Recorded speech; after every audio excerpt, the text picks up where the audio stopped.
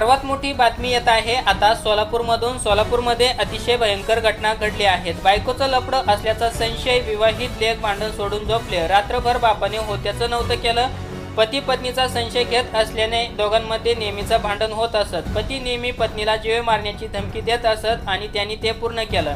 सविस्तर माहिती काय आहे, नक्की प्रकरण काय घडलेलं आहे, जाणून घेऊया या व्हिडिओमध्ये।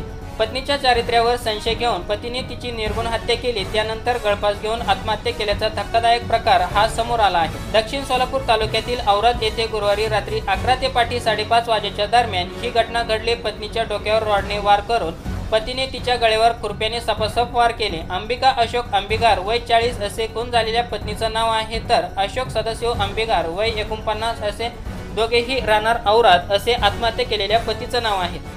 पती चारित्र्याचा संशय घेत असल्याने या दोघांमध्ये नेहमीचं भांडण होत असत। अशोक हे पत्नीला नेहमी ठार मारण्याची धमकी देत असत। अखेर पत्नीचा जीव घेऊन त्यांनी स्वतःही आत्महत्या केल्याची घटनेने सोलापूर जिल्हा हादरला आहे।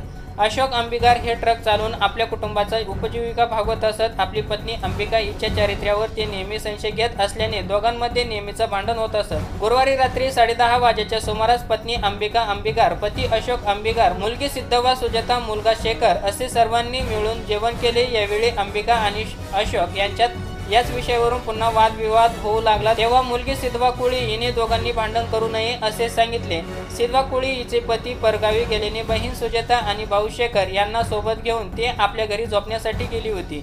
यावेळी अंबिका आणि अशोक हे दोघे पती पत्नी आपल्या घरातच झोपले होते। रोज सकाळी अंबिका आणि मुलगी सिद्धवा हे प्रात विधीस एकत्र जात असल्याने सिद्धवा आईला बोलवण्यासाठी गेली होती। घराला आतून कडी असल्याने सिद्धवाने आई वडिलांना आवाज दिला, मात्र आतून प्रतिसाद न मिळाल्याने घाबरून सिद्धवा हिने दरवाजाच्या बाजूस असलेला पत्रा वाकून आतमध्ये पाहिले असता अशोक यांनी घराच्या लोखंडी अँगलला दोरीने गळफास घेऊन आत्महत्या केली होती, तर खाली फरचीवर आई अंबिका निस्पित पडलेल्या अवस्थेत दिसून आली। यावेळी अंबिका यांच्या डोक्याजवळ रक्त पडलेले दिसले, तेव्हा त्यांनी घाबरून आरडाओरडा केल्यानंतर आजूबाजूला असलेल्या ग्रामस्थ जमा झाले। त्यानंतर तेथे जमलेले लोकांनी पत्रा बाजूला केल्यानंतर दरवाजाची कडी काढली। यावेळी अंबिका अंबिगार रक्ताच्या तारोळ्यात पडलेल्या होत्या, तर त्यांच्या शेजारी खुरपे आणि रॉड पडलेला दिसून आला। घरातील किचन कट्ट्याच्या बाजूला अशोक अंबिगार पत्र्याच्या लोखंडी अँगलला पायाखाली पिठाचा डबा ठेवून दोरीने गळफास घेऊन लटकलेल्या अवस्थेत दिसले। या घटनेची माहिती गावचे पोलीस पाटील सैफन बेगडे यांनी मंद्रुप पोलिसांना कळवण्यात आली।